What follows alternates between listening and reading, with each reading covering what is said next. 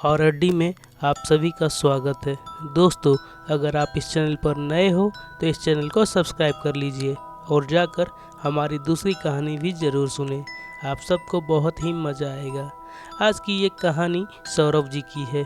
दोस्तों, सौरभ जी कहते हैं ये कहानी अक्सर बचपन में अपने दादी से सुनता था।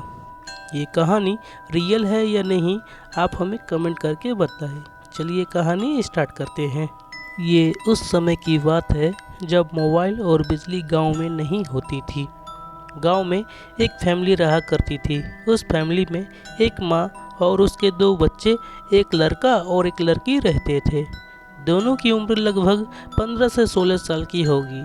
गांव में उस फैमिली का किसी से कोई दुश्मनी नहीं था। गांव वाले मुसीबत के समय उस फैमिली की मदद भी किया करते थे। लेकिन गांव में उन दिनों एक बहुत ही अजीब घटना घट रही थी। जैसे ही महीने की अमावस्या की रात आती, गांव का कोई एक व्यक्ति अपने आप मर जाता। अभी तक लगभग 6 लोग मर चुके थे। गांव का जो मुखिया था, उन्होंने गांव में हवन करवाए, पूजा पाठ करवाया, लेकिन कोई फायदा नहीं हो रहा था। गांव वाले बहुत ही परेशान थे। उनके मन में एक ही डर था, कहीं इस महीने उसकी बारी तो नहीं। बहुत सारे गांव वाले तो गांव छोड़ने की तैयारी करने लगे। गांव वाले उस फैमिली को भी सलाह देने लगे कि आप भी ये गांव छोड़ दो, कहीं कुछ अनहोनी ना हो जाए। फैमिली में जो औरत थी, उन्होंने अपने दोनों बच्चे को बुलाया और गांव वालों से कहा, हमें कुछ नहीं होगा और आप सब भी गांव छोड़कर मत जाइए। हम सब मिलकर समस्या का समाधान जरूर निकाल लेंगे। गांव वालों में एक व्यक्ति था जिसका नाम राजन था। उन्होंने उस फैमिली में एक चीज़ गौर किया कि उस औरत की जो बेटी थी, वह कुछ दिनों से मौन रह रही है और उसका शरीर थोड़ा पहले से ज़्यादा सूख गया है। पहले तो राजन ने सोचा शायद बीमार पड़ गया होगा, लेकिन उसकी सोच शक में तब बदल गई जब उसने एक रात उस फैमिली के घर पर नज़र रखने की सोची। उस रात उसने छुपकर उस घर पर नज़र रखी तो उसने देखा तकरीबन 12 बजे माँ और बेटी एक कटोरी नुमा बर्तन में कुछ लेकर खेत की ओर जा रही थी। और अगले दिन ही फिर गांव की एक औरत मर गई। राजन को अब पक्का यकीन हो गया कि गांव में जो लोग मर रहे हैं उसमें पक्का इन्हीं माँ बेटी का हाथ है। राजन ने गांव वालों तथा मुखिया जी को ये बताने की सोची, लेकिन जैसे ही वह मुखिया जी के घर पहुंचा, उन्हें पता चला उस फैमिली में जो लड़का था उसकी भी आज मृत्यु हो गई। राजन अब चाहकर भी उस फैमिली के बारे में मुखिया जी को नहीं बता सकता, क्योंकि उसके बात पर अब शायद कोई यकीन नहीं करेगा, क्योंकि उस फैमिली में भी एक मौत हुई है। उस फैमिली में अब सिर्फ माँ और बेटी ही बचे थे। तकरीबन 1 महीना बीत गया। नवरात्रि का समय आ गया। एक रात उस फैमिली के घर में एक चोर घुस गया। चोर घर में एक अनाज की बोरी के पीछे छिप गया। जब रात के 12 बजे तो उस चोर ने जो देखा, उसे उसका पूरा जीवन बदल गया। डर कैसा होता है उसे उस रात पता चला। जब वह बोरी के पीछे छिपा था, तब उसने देखा वही माँ और बेटी एक अजीब सी पूजा कर रही है। वह जिस मूर्ति की पूजा कर रही थी, वह कोई भगवान की मूर्ति नहीं था। चोर बड़े ध्यान से देख रहा था। उस माँ बेटी ने एक चाकूनुमा हड्डी से अपने उंगली को काटा और एक कटोरी में रक्त एकत्र करने लगा। थोड़ी देर बाद ही उस माँ बेटी के आसपास कई आत्माएं आ गई। आत्माएं बहुत ही भयानक तथा डरावनी दिख रही थी। वह चोर डर के मारे अपनी सांसें धीमी कर ली, क्योंकि आत्मा उसे देख लेती तो वह रात उसकी आखिरी रात होती। माँ बेटी जो खून एकत्र किए थे, वह आत्मा के सामने रख दी। आत्मा बड़ी चाव से उस खून को पीने लगी। तब माँ ने उस लड़की यानी अपनी बेटी से कहा, जा अपने भाई को भी कुछ खिला दे, वह 1 महीने से भूखा है। ये बोलकर वह घर से बाहर चली गई। ये सुनकर तो चोर के होश ही उड़ गए, क्योंकि चोर को भी पता था उसका भाई तो 1 महीना पहले ही मर गया है। चोर सोचा, ये माजरा क्या है, जानना पड़ेगा। माँ के कहने पर वह लड़की अपने रूम के अंदर गई और वहाँ से एक शीशे की बोतल उठा लाए। उस बोतल में धुआं भरा था। उस लड़की ने फिर से अपनी उंगली काटकर कुछ खून एकत्र किया और उस बोतल को खोला। उस बोतल से जो निकला उसे देखकर तो चोर के पसीने छूट गए। उस बोतल में उसी लड़की के भाई की आत्मा थी। गांव बहुत ही छोटी थी, इसलिए वहाँ हर कोई एक दूसरे को पहचानता था। चोर भी उसी गांव का था, इसलिए वह उस आत्मा को तुरंत पहचान लिया। तब जाकर चोर को समझ आया कि गांव में जो लोगों की मृत्यु हो रही है वह सब यही माँ बेटी अपने काले जादू से कर रही है। लड़की ने अपने भाई यानी आत्मा के सामने खून का वही कटोरा रखा और उसे पीने का इशारा किया। उसके भाई ने खून पीने से मना किया तो लड़की ने कोई मंत्र जपा तो मजबूरन उस आत्मा को खून पीना पड़ा। आत्मा यानी उसके भाई ने उस चोर को देख लिया था और वह वहीं से विनती करने लगा कि मुझे यहाँ से मुक्त करो, मुझे आज़ाद करो। उस लड़की को लगा आत्मा उससे विनती कर रही है। वह झट से आत्मा को उस बोतल में बंद किया और अपने रूम में रखने चली गई।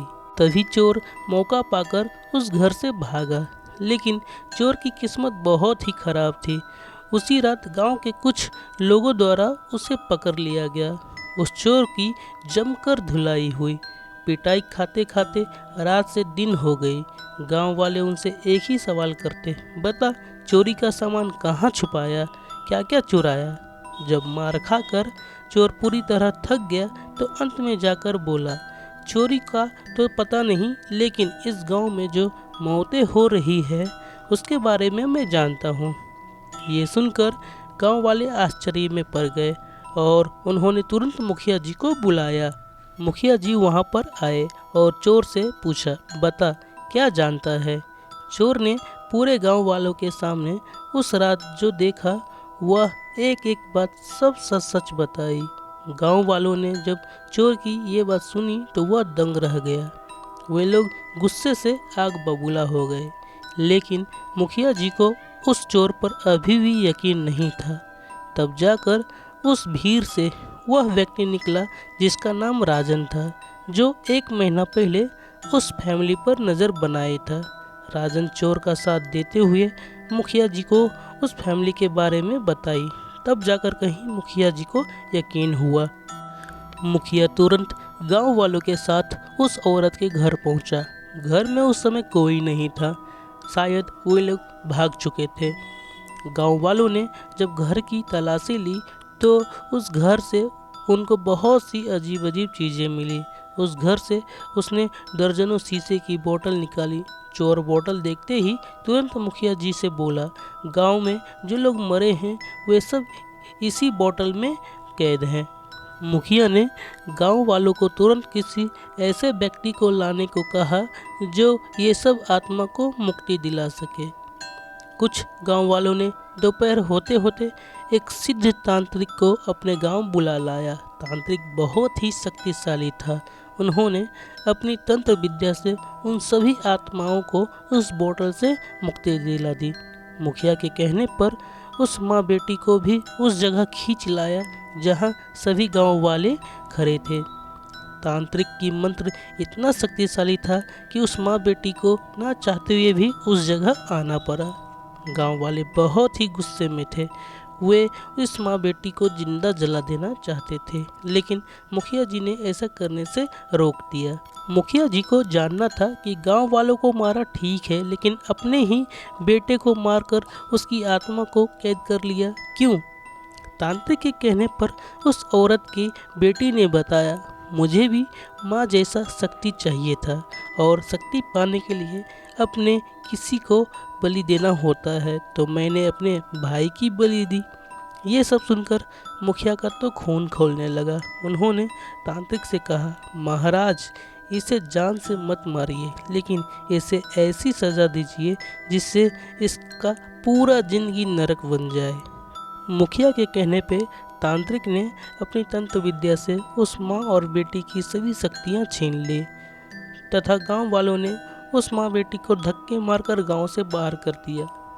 तांत्रिक ने कुछ ऐसा किया था कि वह माँ बेटी आगे चलकर जब भी किसी के ऊपर टोना टोटका करने की कोशिश करता तो उसका असर उल्टा उन्हीं दोनों के ऊपर होता और हर रात एक आत्मा उन दोनों को बुरी तरह पीटता। किसी ने भी अपने गांव में उन दोनों को रहने की जगह नहीं दी। उस दिन के बाद से गांव वालों का मरना बंद हो गया, लेकिन उस माँ बेटी की जिंदगी नरक से भी बदतर बन गई। तो दोस्तों, ये थी आज की हमारी कहानी। उम्मीद करता हूँ आप सबको बहुत ही मज़ा आया होगा। दोस्तों, ये कहानी असल में बहुत ही पुरानी कहानी है, क्योंकि बचपन में मैं भी ये कहानी सुन चुका हूँ। दोस्तों, हमारी कहानी तो बहुत कोई सुनते हैं, लेकिन कोई एक दो ही इस चैनल को सब्सक्राइब करता है। आप सभी से यही रिक्वेस्ट है कि प्लीज़ इस चैनल को सब्सक्राइब करें। इस वीडियो पर हमने ज़्यादा नहीं 100 सब्सक्राइबर का टारगेट रखा है, तो प्लीज़ टारगेट को आप सब कंप्लीट कर दीजिए।